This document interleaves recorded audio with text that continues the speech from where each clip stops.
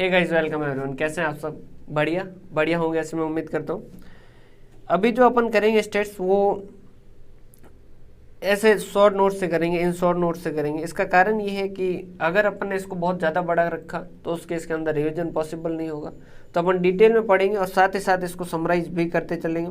यहाँ पर अपन डिटेल में इसके बारे में डिस्कस करेंगे, जो भी लिखना है वो लिखेंगे, लेकिन लास्ट के अंदर जो है वो आपको इसी को देखना है और इसी को कवर करते चलना है।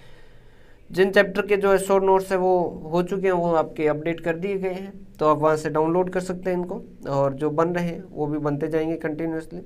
अब जो है वो मेजर्स ऑफ सेंट्रल टेंडेंसी से शुरू करेंगे। फॉर्मूले आपको याद करने पड़ेंगे, काफ़ी सारे फॉर्मूले याद करने पड़ेंगे कंटिन्यूस। ऐसा नहीं है कि एक फॉर्मूला बैठ के रटेंगे, ऐसा नहीं है। आपको क्या करना है, ये जो नोट्स है इनको कंटिन्यूस बार बार पढ़ते रहना ताकि आपको इसका फ़ायदा मिले और आपको याद जो है वो आसानी से हो सके। क्लियर है? तो हम बात करते हैं मेजर्स ऑफ सेंट्रल टेंडेंसी। देखिए है क्या central tendency? Central tendency, central का मतलब क्या हो गया? जो मिड में है, जो बीच में है, उसके बारे में हम क्या कर रहे हैं? एनालिसिस कर रहे हैं। तो देखो अब यहाँ पर बीच में कैसे है, सेंट्रल वैल्यू कैसे है, वैल्यू जो है वो कैसे है, किस तरीके से हम उसको कह सकते हैं। तो या तो वो सेंट्रल वैल्यू पे खड़ा हो, पोजीशन जो है वो उसकी सेंटर हो, मतलब समझिएगा। देखिए जैसे ये यहाँ पर पोजिशनल के अंदर दो लिखे, मीडियन और या फिर आपने क्या किया, कैलकुलेट किया अर्थमेटिक। समझिएगा थोड़ा सा, एक बार थोड़ा सा शुरुआत के अंदर थोड़ा सा आपको लगेगा ट्रिकी, लेकिन है आसान सा, बहुत आसान सा। देखिए पोजीशन मतलब क्या है कि आपने क्या किया, उनको खड़ा कर दिया किसी भी तरीके से, आरोही क्रम में, अवरोही क्रम में, असेंडिंग या डिसेंडिंग किसी ऑर्डर के अंदर, और जो बीच में खड़ा है उसको अपन ने सेलेक्ट कर लिया, या पर्टिकुलर कोई जगह पे खड़ा है उसको अपन ने सेलेक्ट किया। तो ये तो क्या कहलाएंगे? पोजिशनल की कोई पोजीशन पे जो है उसको अपन क्या कर रहे हैं? डिस्कस कर रहे हैं। समझिएगा जैसे कुछ होते अपन अगर कई बार कमेटी पढ़ते हैं तो उस कमेटी के अंदर होता है कि वो पदेन सदस्य है। तो पदेन मतलब वो पोजीशन पे है, वो इसका सदस्य होगा। जैसे राष्ट्रपति इसके पदेन सदस्य होंगे, तो मतलब जो राष्ट्रपति की पोस्ट पे होगा वो अपने आप से सदस्य बन जाएगा। अब राष्ट्रपति कौन है, वही इस पे बनेगा, मतलब वो जो पोस्ट जो होल्ड कर रहा है वो इसका मेंबर बन जाएगा। एक होता है अर्थमेटिक, जिसके अंदर हम क्या करते हैं, गणना करते हैं, कैलकुलेट करते हैं और कैलकुलेट करके पता करते हैं। तो पोजीशन के अंदर दो आते हैं, मीडियन और मोड, और यहाँ पर क्या आते हैं? मीन आते हैं। मीन जो है वो तीन तरीके के होते हैं, तीन तरीके के, अर्थमेटिक, जियोमेट्रिक और हार्मोनिक मीन। प्रॉपर्टीज इनकी बहुत ध्यान से समझिएगा, क्योंकि क्वेश्चन प्रॉपर्टी से ज़्यादा पूछने के चांसेस रहते हैं, क्योंकि वहाँ से क्वेश्चन बहुत आसानी से फ्रेम हो सकता है कि भाई sigma x minus x bar is equal to 0, ये किसकी प्रॉपर्टी? समझ पा रहे बात? तो ये सीधा से सीधा एमसीक्यू बन सकता है, बड़ा क्वेश्चन एमसीक्यू में बन नहीं सकता। तो ये जो है ये आपको ध्यान रखना है कि अर्थमेटिक जो है यहाँ पर जो प्रॉपर्टी जो ज़्यादा इंपॉर्टेंट हो जाती है, कि प्रॉपर्टीज आप बहुत अच्छे से पढ़ें। देखिएगा समझिएगा यहाँ पर हम कैसे पढ़ेंगे कि सबसे पहले तो बेसिक तीनों जो है, पहले इन अर्थमेटिक, जियोमेट्रिक और हार्मोनिक मीन जो है इनका बेसिक मतलब समझेंगे। फिर अपन मीन, मीडियन और मोड जो है इनके बारे में बात करेंगे और इनका कंपैरेटिव स्टडी करेंगे। कंपैरेटिव स्टडी करने का फ़ायदा ये होगा कि आपको चीज़ें आसानी से समझ आएगी, पता रहेगा कि कहाँ पर ये है, कहाँ पर ये है, कहाँ पर ये है, किसके बारे में बात कर रहे हैं। देखिए सबसे पहले अगर मीन की बात करें तो अगर कुछ न कह रखा है, मतलब मीन कौन सा है? Arithmetic mean. कौन सा है? Arithmetic mean. सर मीन मतलब औसत। कहाँ काम आते हैं? सबसे पहले तो पहले ये देखिए कहाँ काम आते हैं कंपैरिजन के अंदर। समझिए मैं जो दो क्लासेज पढ़ा रहा हूँ, मान लीजिए क्लास ए है और क्लास बी है। क्लास ए के अंदर 30 स्टूडेंट है और क्लास बी के अंदर 50 स्टूडेंट है। क्लास ए के अंदर मैंने 50 नंबर का जो है वो टेस्ट लिया और क्लास बी के अंदर 50 नंबर का टेस्ट लिया। अब मैं पता करना चाहता हूँ क्लास ए होशियार है या क्लास बी होशियार है, ठीक है, इंटेलिजेंट कौन है। तो उस केस के अंदर प्रॉब्लम क्या आएगी? प्रॉब्लम ये आएगी कि भाई क्लास ए के अंदर मान लीजिए किसी स्टूडेंट के तो बहुत अच्छे नंबर आए, क्लास बी में वैसे ऐसा तो कोई नहीं है जिसके बहुत ज़्यादा अच्छे हैं, लेकिन ऑन एन एवरेज इसके बढ़िया नंबर है, ठीक है। इसके क्लास ए के अंदर एक क्वेश्चन है जिसमें एक दो स्टूडेंट ऐसे जिनके 0 आ गए, और इनके अंदर ऐसा कोई स्टूडेंट नहीं है बी के अंदर जो 0 है। तो हम कंपेरिजन कैसे करें कि कौन सी क्लास है जो ज़्यादा इंटेलिजेंट है? तो वहाँ पर आपका क्या आता है, वहाँ पर आपको मदद करता है अर्थमेटिक मीन। अर्थमेटिक मीन जिसे हम अपनी भाषा में क्या कहते हैं, औसत। और आपने बहुत पढ़ा होगा इसको, औसत को, कि क्या होता है औसत का बराबर, हिंदी में लिखे तो राशियों का योगफल बट्टा राशियों, भाई मात्रा इधर उधर हो तो आप माफ कर दीजिएगा ना, संख्या, या फिर अपन क्या कह सकते हैं, summation of x divided by n। समझिएगा कैसे। अर्थमेटिक मीन जैसे आपकी क्लास के अंदर 4 स्टूडेंट का आपने टेस्ट लिया, जिसमें से एक क्या है 5, एक क्या है 7, एक क्या है 8 और एक क्या है 20। टोटल 20 मार्क्स का जो टेस्ट था। देखिए 4 स्टूडेंट थे, एक के 5 है, एक के 7 है, एक के 8 है और एक के 20 है। आपसे पूछा गया कि भाई बताओ अर्थमेटिक मीन कितना होगा। तो आपको क्या करना है, इन सबका टोटल करना, 5, 7, 8 और 20 कितना हो गया, 5 + 7 + 8 + 20। 1 मिनट में कैलकुलेटर निकाल देता हूँ, मेरे को अलाउ है, आप लोगों को नहीं, ठीक है। 5 + 7 + 8 + 20 कितने हो गए, 40 डिवाइडेड बाय 4 कितना हो गया, 10। एवरेज कितना आ गया, 10 आ गया। समझिएगा, क्लियर है। तो ये क्या है कि ऑन एन एवरेज इनके कितने नंबर हैं, या फिर आप जैसे कैलकुलेट करते हैं, ये आपने नॉर्मल जीवन के अंदर जो आप बहुत बार देखते हैं कि भाई एक सब्जेक्ट के अंदर आपके 40 है, एक के अंदर 60 है, एक के अंदर 80 है, एक के अंदर 90 है। तो आपसे सीधा पूछे कि ऑन एन एवरेज कितने नंबर आए, तो आप क्या करते हो, total divided by number of subject जो उसके हिसाब से करते हो। ये जो है ये इसका इस तरीके से कैलकुलेट करते हैं। अब इसकी प्रॉपर्टी समझिएगा, मेन जो है वो यही है प्रॉपर्टी।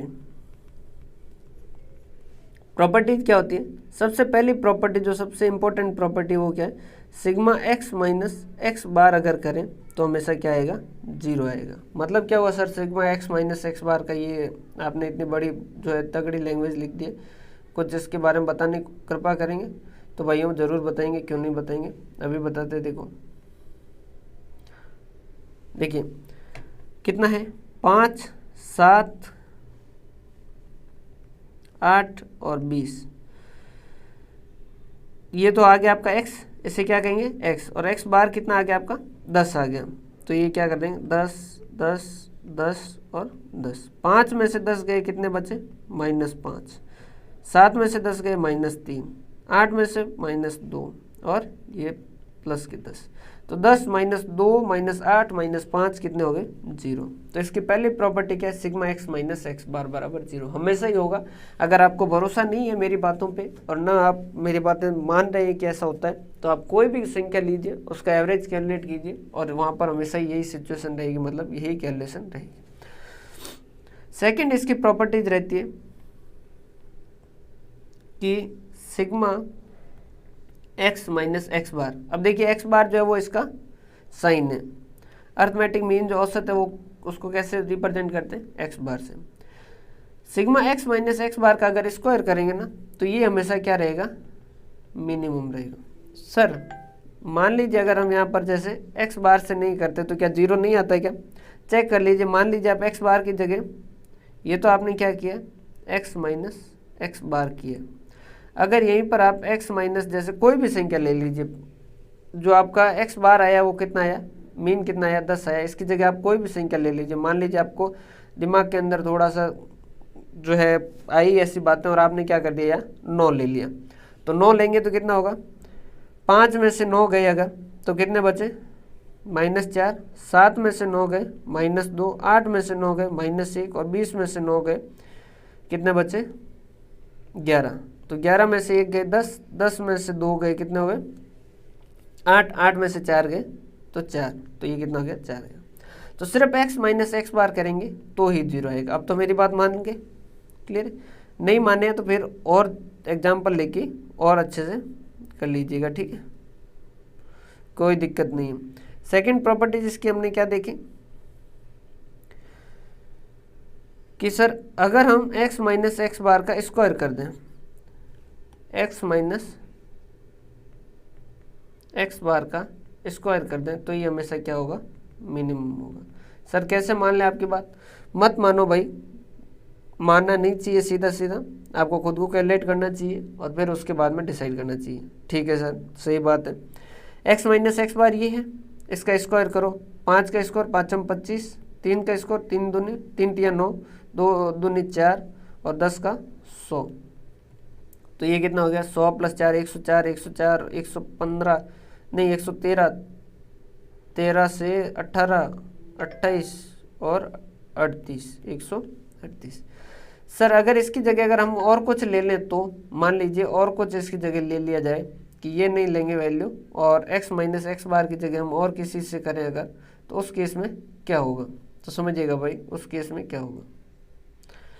अगर मान लीजिए आपने x माइनस एक्स बार का स्क्वायर करने की जगह अगर आपने मान लीजिए x माइनस एक्स बार जो था वो 10 था, उसकी जगह 9 से किया था, 9 का करके उसका स्क्वायर करते हैं तो उस केस में क्या होगा। तो देखो 9 से ही आया था, 4 चौक 16, 2 दूनी 4, 1 × 1 1,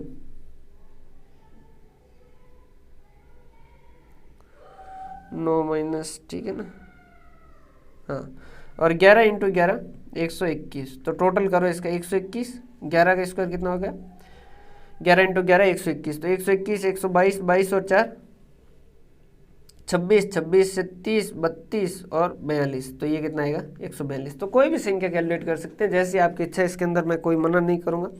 तो इसकी दो प्रॉपर्टीज़ तो ये है, पहली प्रॉपर्टी तो क्या है कि x माइनस एक्स बार करोगे, अगर x माइनस एक्स बार का अगर समेशन करोगे तो वो हमेशा 0 आएगा, अगर अर्थमेटिक मीन से करोगे। और सीधा सा लॉजिकल भी समझिए कि ये ऐसा क्यों आएगा, क्योंकि ये क्या है एवरेज वैल्यू है, कि इसमें से कुछ वैल्यू जो है वो इससे कम है और कुछ वैल्यू जो है वो इससे ज़्यादा है। ठीक है, ये ऐसी संख्या है जहाँ पर अगर सबका टोटल करके डिवाइड किया गया है तो सब में से अगर ये करेंगे तो सीधी सी बात है 0 ही आएगा, और अगर x माइनस एक्स बार का स्क्वायर करेंगे तो ये हमेशा मिनिमम आएगा।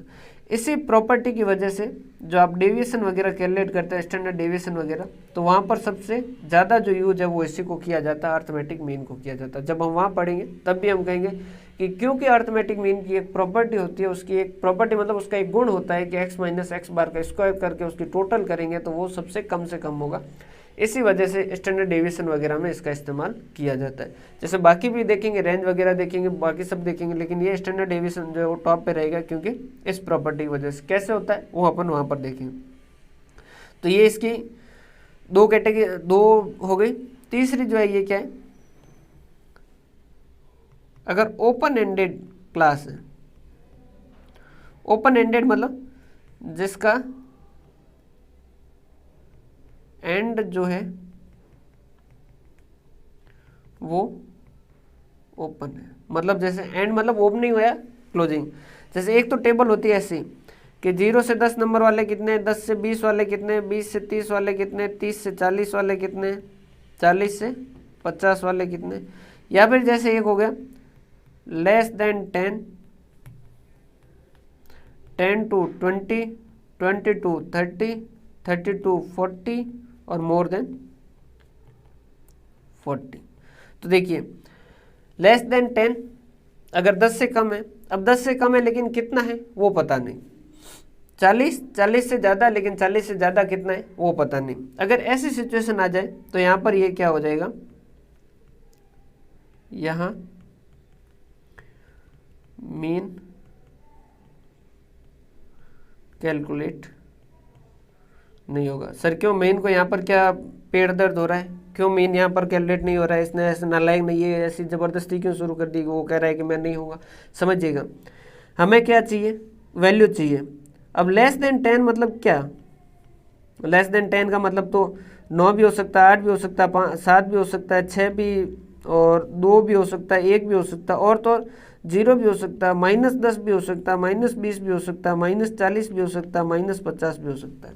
तो लेस देन 10 का मतलब क्या, यहाँ पर तो अपने को चाहिए टोटल करना वैल्यू को। जब वैल्यू ही पता नहीं है कि लेस देन 10 मतलब क्या, कि 10 से कम है, लेकिन 10 से कम तो वैल्यू कोई भी हो सकती है, तो उस केस के अंदर ये काम का नहीं होता है, उस केस के अंदर ये काम का नहीं होता है। यहाँ पर मीन जो है ऐसे में कैलकुलेट नहीं हो सकता। समझ पा रहे हैं बात? क्लियर है? तो सर ऐसा अगर ओपन एंडेड होगा तो वहाँ पर क्या कैलकुलेट होगा? वो मीडियन होगा। देखो सिर्फ मीन पढ़ोगे तब तक थोड़ा कन्फ्यूजन रहेगा, जब मीन पढ़ के मीडियन पढ़ोगे थोड़ा क्लियरिटी आएगी, जब मीन मीडियन और मोड तीनों पढ़ोगे और ज़्यादा क्लियरिटी आएगी, जब मीन मीडियन मोड और अर्थ मीन के तीनों प्रकार जियोमेट्रिक मीन और हार्मोनिक मीन भी पढ़ लोगे तब जाके ये चैप्टर पूरा कब्जे में आएगा। समझ पा रहे हैं? तो अभी के लिए एक बार इतना देख लीजिए कि ओपन एंडेड में ये काम का नहीं है। क्लियर है? और थर्ड जो है वो इसका कहते हैं कि ये यूजफुल इन नॉर्मल डिस्ट्रीब्यूशन। ये नॉर्मल डिस्ट्रीब्यूशन के अंदर काम का होता है। जैसे नॉर्मल डिस्ट्रीब्यूशन हम पहले भी बता चुके हैं आपको, ये इस तरीके का नॉर्मल डिस्ट्रीब्यूशन। तो मीन का मतलब क्या है? बीच की वैल्यू है। ठीक है, अगर नॉर्मल डिस्ट्रीब्यूशन है मतलब इधर भी 50% है और इधर भी 50%, तो मिड की वैल्यू जो है वो कौन सी होती है? यही होती है। क्लियर? तो ये इस तरीके से होता है। नॉर्मल डिस्ट्रीब्यूशन का भी अपन अभी समझ नहीं आएगा, मीडियन के साथ देखेंगे तो इसको आपको समझ पाओगे। अभी एक बार के लिए इतना समझ लीजिए। लेकिन इसका एक जो है वो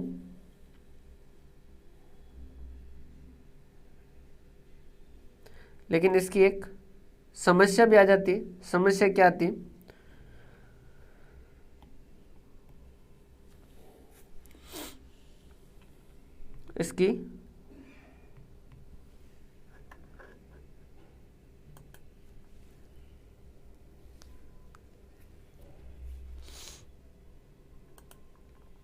इसकी एक समस्या भी रहती है।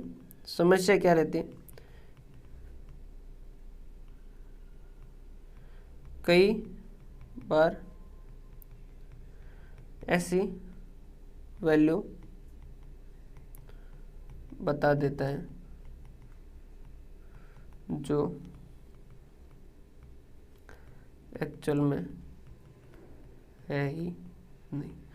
मान लीजिए 3 स्टूडेंट का एक टेस्ट लिया आपने, जिसमें से एक के नंबर आए 5, एक के नंबर आए 6, एक के नंबर आए 8।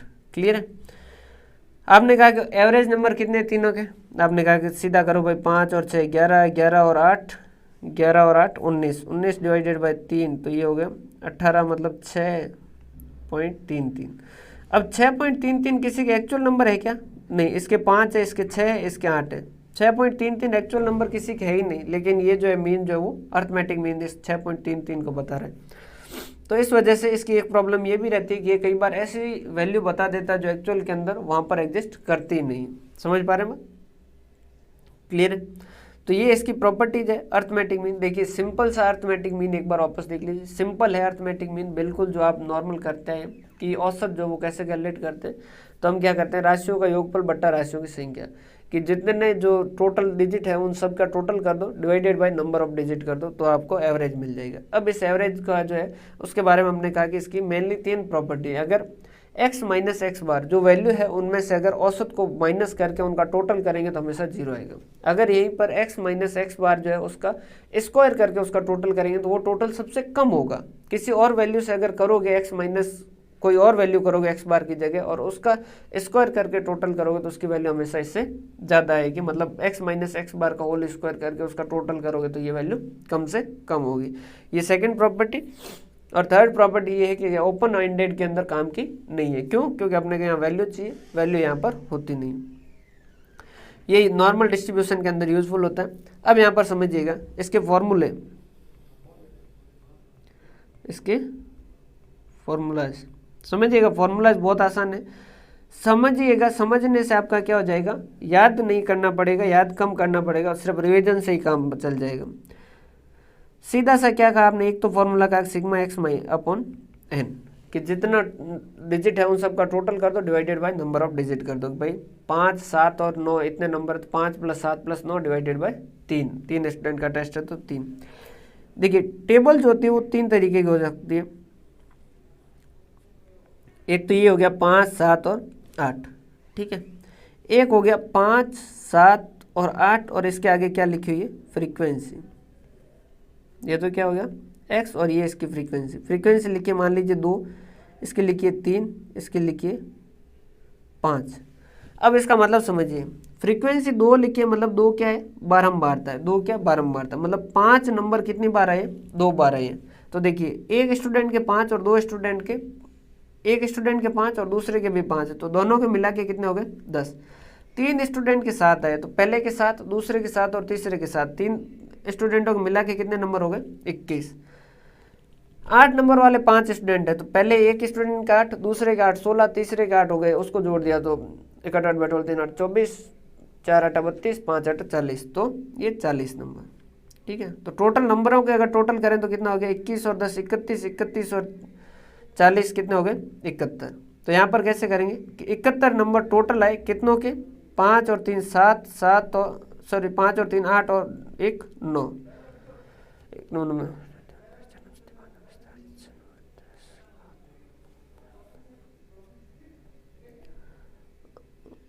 6 पॉइंट ऐसा कुछ आएगा, 6.78 ऐसा कुछ आएगा। ठीक है, 6.80 लगभग आएगा। क्लियर, एग्जैक्ट मेरे पास अभी कैलकुलेट है नहीं, तो आप कैलकुलेट करके देख लीजिएगा। तो यहाँ पर आपने क्या किया, या तो सिग्मा एक्स अपॉन एन, या फिर आप क्या कर सकते हो, sigma f x upon n. N का मतलब क्या है यहाँ पर, फ्रीक्वेंसी की टोटल। ये क्या है, नंबर ऑफ स्टूडेंट है, 5 और 3 8 9 10, ये 10 है क्या, अरे भाई 10 है, सॉरी 10। यहाँ थोड़ी कैलकुलेशन मिस्टेक हो तो देख लीजिएगा भैया ना, ये स्टेट से आप करवाते थोड़ी बहुत कैलकुलेशन मिस्टेक हो जाती है, आप मेन कॉन्सेप्ट पे ध्यान दीजिएगा। तो यहाँ आपने क्या किया, एक बार समझ लीजिए, फ्रीक्वेंसी से मल्टीप्लाई क्यों करते हैं, 5 नंबर आए हैं, 5 नंबर की फ्रीक्वेंसी 2 है, मतलब 2 लोगों के 5 आए, तो दोनों का अगर मिला के अपने को, तो सबके, भाई इसको ऐसा भी कर सकते थे कि 5 + 5 7 + 7 + 7, इस तरीके से भी नंबर लिखे जा सकते थे, 8 + 8 + 8 + 8 + 8, 1 2 3 4 5, और फिर क्या करते, टेस्ट देने वाले 1 2 3 4 5 6 7 8 9 10। ठीक है, डिवाइड बाई 10। इसको सिंपल क्या लिखा कि 5 2 बार है, तो 5 लिखा और सीधी इसकी फ्रीक्वेंसी लिख दी।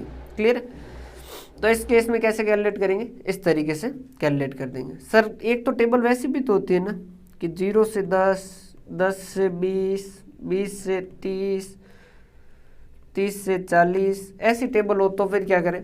अब यहाँ पर एक प्रॉब्लम होती है कि 0 से 10 के अंदर तो अपन कैसे कैलकुलेट करें। मान लीजिए इसकी फ्रीक्वेंसी दे रखी है कि एक टेस्ट लिया, मान लीजिए 50 नंबर का, जिसमें से 0 से 10 नंबर लाने वाले 2 स्टूडेंट है, 10 से 20 लाने वाले 3 स्टूडेंट है, 20 से 30 लाने वाले मान लीजिए 5 स्टूडेंट है, 30 से 40 लाने वाले 3 स्टूडेंट है, और 40 से 50 लाने वाले मान लीजिए 2 स्टूडेंट है।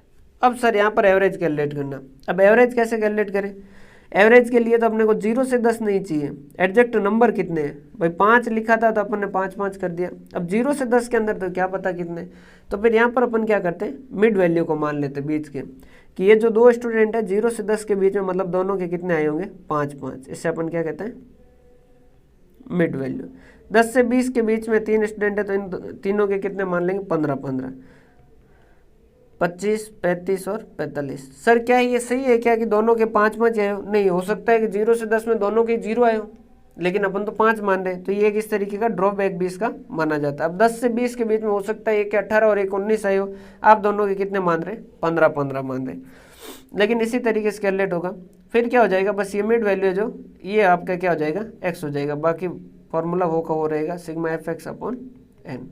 एन मतलब फ्रीक्वेंसी की टोटल। टेस्ट देने वाले कितने, 3 2 5 5 10, 10 और 5 15। क्लियर, तो इसको मल्टीप्लाई करोगे, 5 दूनी 10, 15 तिया 45, 25 × 5 125, 35 70 105 और 90, इनका टोटल करो, डिवाइड में क्या कर दो, 15 कर दो। क्लियर है, तो ये तो हो गए इसके बेसिक फॉर्मूले। इसके अलावा फिर इसका बाद में एक आता है शॉर्टकट फार्मूला। मैं इसके अंदर एक ध्यान रखिएगा, ये कॉन्सेप्ट ही बना लीजिएगा, अगर शॉर्टकट फार्मूला इसका मतलब बेकार फार्मूला है। मतलब शॉर्टकट फार्मूला मतलब क्या है, वहाँ पर कैलकुलेशन जो है वो ज़्यादा होगी, a + sigma d upon n। समझिएगा, सबसे पहले तो ये समझिएगा कि फॉर्मूला ज़रूरत क्यों पड़ी। मतलब जब इतना सिंपल कैलकुलेट हो रहा था तो किसी ने, ये बेवकूफ़ कौन था ये जिसने ये सब फॉर्मूला दिया कि a + sigma d upon n, इस तरीके का फॉर्मूला क्यों दिया होगा किसी ने, समझिएगा। मान लीजिए वैल्यू ऐसी दे रखी है कि 7.9, 8.1, 9.3, 10.2 और 11.3। मान लीजिए हाइट या ऐसा कुछ, हाइट तो ज़्यादा पड़ जाएगी, ऐसा कुछ अपन ने मेजरमेंट लिया था, ठीक है। और इनकी फ्रीक्वेंसी के 7.9 वाले जो है वो कितने लोग हैं कि 2 है, ये 3 है, ये 7 है, ये 5 है और ये 4 है। अब समझिएगा, अब 7.9 में से फिर क्या करोगे, अगर ये सिग्मा इनका अगर कैलकुलेट करना है आपको, ये एक बार फ्रीक्वेंसी हटा लेते हैं, नॉर्मली देखते हैं। अब अगर ऐसी सिचुएशन होती है ना, तो उस केस के अंदर नॉर्मल है तब तो कोई दिक्कत नहीं, आप क्या कर दोगे, इनका टोटल कर दोगे 1 2 3 4 और 5, और फिर इसका क्या कर दोगे, डिवाइड बाई करके नंबर जो है वो 1 2 3 4 5 और कर लोगे आसानी से। लेकिन अगर यहीं पर कैलकुलेशन भारी होगी, dx वगैरह से मल्टीप्लाई करना है, x वगैरह से मल्टीप्लाई करना है, तो फिर आपके लिए माइनस हो जाएगा। मान लीजिए वो आ गया आपका, जो इनका टोटल आ रहा था वो ऐसा 8.32, तो फिर इसमें से 8.32 बार बार मल्टीप्लाई करो, मतलब डिवाइड करो, माइनस करो, ये सारा कैलकुलेशन भारी पड़ जाता है। तो फिर हम क्या कर सकते हैं, वहाँ पर हम कर सकते हैं एज्यूम्ड मीन कर सकते हैं। हम क्या कर सकते हैं, एज्यूम्ड मीन। एज्यूम्ड मीन मतलब कि हम किसी को मान लेते हैं कि भाई तू मीन है। जैसे हमने कहा कि नो तू मीन है, इसने कहा कि मैं नहीं हूँ यार, क्या बात करते हो, मेरे को कैलकुलेट नहीं किया गया। उसने कहा तू मान ना कि तेरे को 9 को मीन कर दिया। अब 9 से इसमें कैलकुलेशन क्या हो जाएगी, आसान हो जाएगी कि 9 में से 7.9 हटाने कितना हो गए, 1.1, ये 0.9, 0.3, ये दोनों माइनस में, 1.2 और 2.3।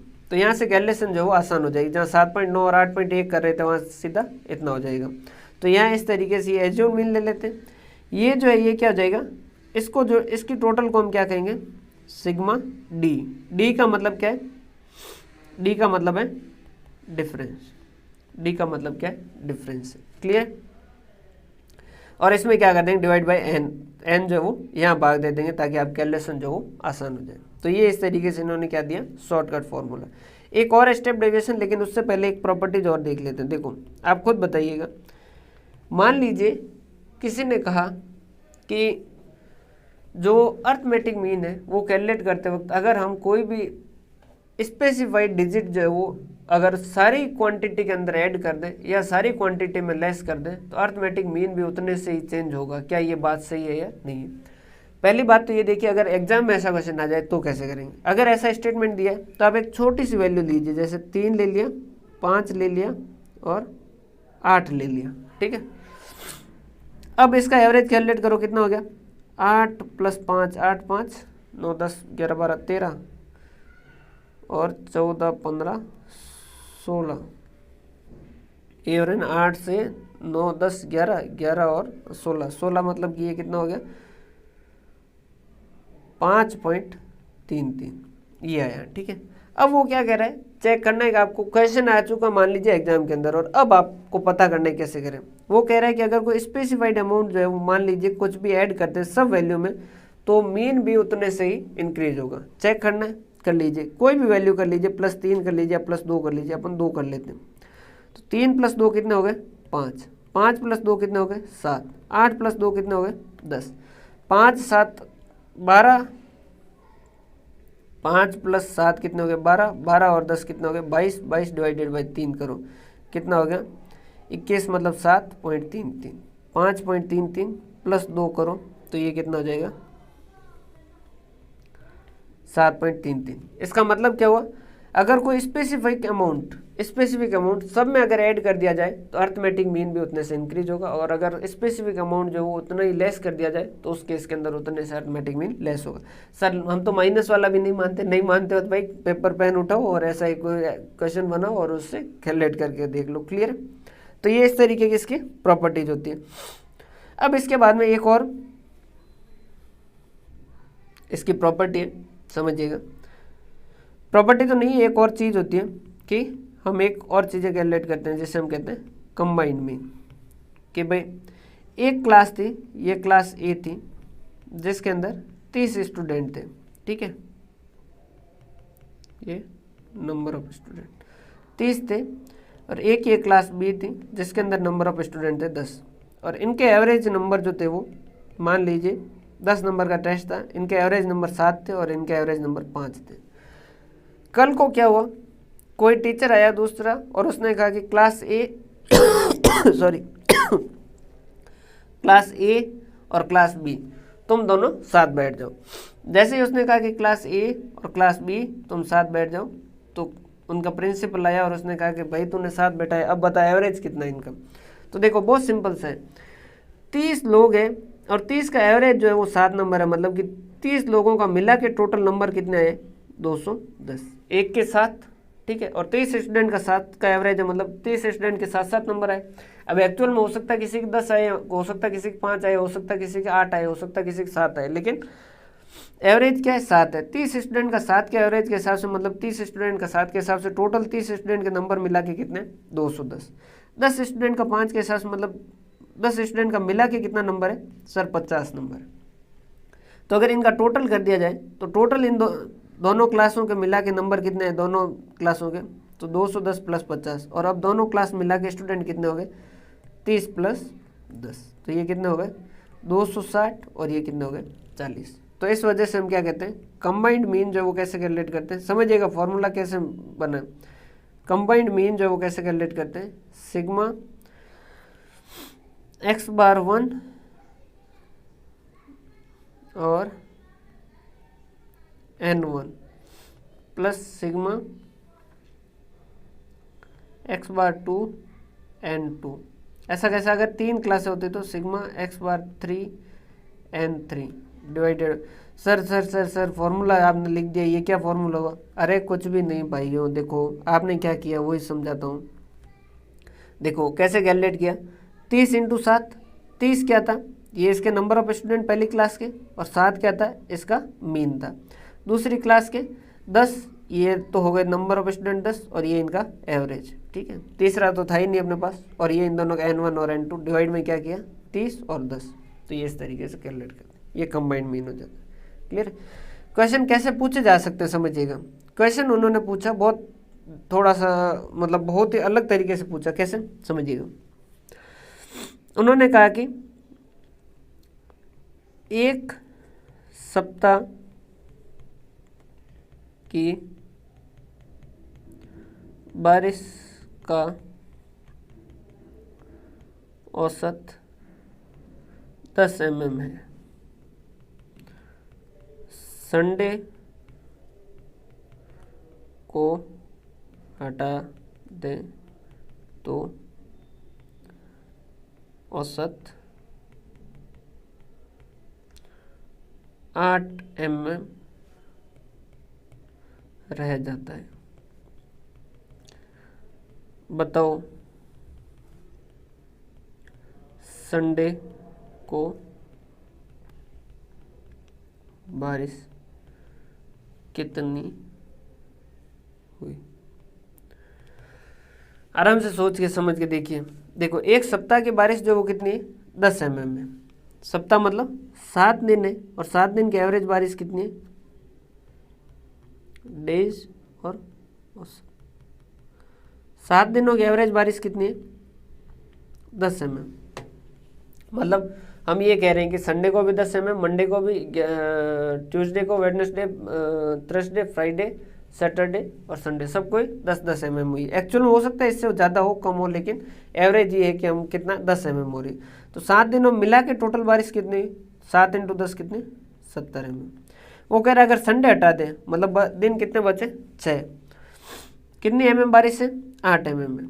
तो मतलब कि 6 दिन की बारिश कितनी है 6 दिन। वो क्या कह रहा है संडे को हटाते हैं, मतलब कि सोमवार, मंगलवार, बुधवार, गुरुवार, शुक्रवार और शनिवार, अगर इन 6 दिन की एवरेज लें तो हर दिन कितनी होती है 8 mm होती है। मतलब 8 इंटू 6 कितना हो गया 48 mm। मतलब कि संडे जो है उसने कितनी बारिश की 70 माइनस 48 कितना 2, 6 माइनस 2, 22 mm, ठीक है। तो ये इस तरीके से भी क्वेश्चन है जो पूछे जा सकते हैं। एक बार वापस देख लीजिए कि सप्ताह में बारिश जो वो 7 दिनों का मिला के एवरेज जो कितना बनता है हमारा 10 mm। संडे हटा दें तो बारिश का एवरेज बनता है 8 mm। तो कितना होगा संडे को, तो 10 जो mm है वो 7 दिन, मतलब कि 70 mm हुई 7 दिन मिला के। और 6 दिन का अगर संडे को हटा के 6 दिन का करें तो 6 इंटू 8 कितना 48 हुआ। तो संडे का कितना हो जाएगा 22 mm हो जाएगा। अब यहाँ पर एक चीज़ आपको समझ आई होगी कि संडे की एक दिन की बारिश जो वो ज़्यादा हुई उस वजह से एवरेज पूरा का पूरा जो बढ़ गया। मान लीजिए एक क्लास थी जिसके अंदर जो बच्चे थे उनकी हाइट जो थी वो इस तरीके से थी 3 4 3 4 3 4, या 2 ही कर लेते हैं, 2 बारी 3 4 3 4 ये हाइट थी उनकी, ठीक है। तो इनके अपन ने एवरेज किए 4 3 7 10 4 14, 14 डिवाइडेड बाय 4 मतलब कि अपना कितना था 12 3.5 इनका एवरेज था। क्लियर है। अब एक स्टूडेंट आया जिसकी हाइट मान लीजिए 10, ठीक है, उसकी हाइट जो वो 10, ऐसा होता तो नहीं है लेकिन एबनॉर्मली मान लीजिए, तो उस केस में क्या हो जाएगा, सीधी हाइट का एवरेज क्या हो जाएगा 3 और 4 7, 7 और 3 10, 10 और 4 14, 14 और 10 24, 24 divided by number of student 1 2 3 4 और 5 हो गए। तो 5 चौक 20, 5 चौक 20, 4 और पॉइंट 4 और 0 4.8। तो अगर कोई एक वैल्यू बहुत ज़्यादा आ जाएगी तो सीधा ये आपका क्या हो जाएगा, एवरेज जो बढ़ जाएगा। तो ये क्या होता है, इसे कहते हैं अपन अफेक्टेड बाय एक्सट्रीम वैल्यू। ये क्या होता है, एक्सट्रीम वैल्यू से अफेक्ट होता है। या फिर और समझाते हैं। जैसे हमने क्या किया, एक कॉलोनी है जिसके अंदर 5 घर है, 1 2 3 4 और 5। इसकी एवरेज इनकम जो पर मंथ 50,000 है। इसकी एवरेज इनकम जो है वो कितनी है 50,000 है। इसकी है 40,000 और इसकी है जो 40,000। इन चारों का एवरेज किया तो हमारी एवरेज इनकम इस कॉलोनी में रहने वालों को कितनी आ रही थी 45,000। लेकिन मान लीजिए ये एक भाई जो है बहुत बहुत रईस है, ठीक है, पैसे वाला है, ठीक है, और ये हर महीने जो है मान लीजिए 3 करोड़ कमाता है। कितना कमाता है, 3 करोड़ कमाता है। 3 करोड़ हो गए ना, 3 करोड़, ठीक है। अब पूछा कि एवरेज बताओ कितनी है, तो पहले कितनी आ रही थी कि 50,000, 50,000 के हिसाब से 45,000। अब कितना करेंगे 50 प्लस 45, 50,000 प्लस 50,000 प्लस 45,000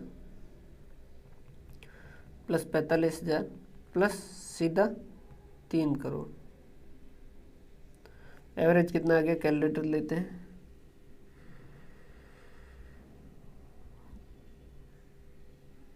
इकाई दहाई सैकड़ा हजार 10,000 lakh 10 lakh crore 3 crore plus 1 lakh plus 90,000 divide by 5। अब इनकी एवरेज इनकम कितनी हो गई 60,38,000। तो अगर एक वैल्यू बहुत ज़्यादा आ गई तो सीधा से इसने क्या कर दिया, एवरेज की पूरी बैंड बजा दी, एकदम से एवरेज ही चेंज कर दिया। तो इसे क्या कहते हैं, अफेक्टेड बाय एक्सट्रीम वैल्यू। की एक्सट्रीम वैल्यू से ये क्या हो जाते हैं, अफेक्ट हो जाते हैं। क्लियर। तो अभी तक का जो पढ़ा, देखिए समझना इतना है, समझना आपको ये इतना है, इतने पेज समझने हैं, लेकिन याद कितना करना है, लास्ट में रिविजन कितना करना है, ये इतना, ये आपका पूरा है। ये पूरा का पूरा पोर्शन जो कंप्लीट होता है यहाँ पर जाके आपका, ये जो आज पढ़ा उतना।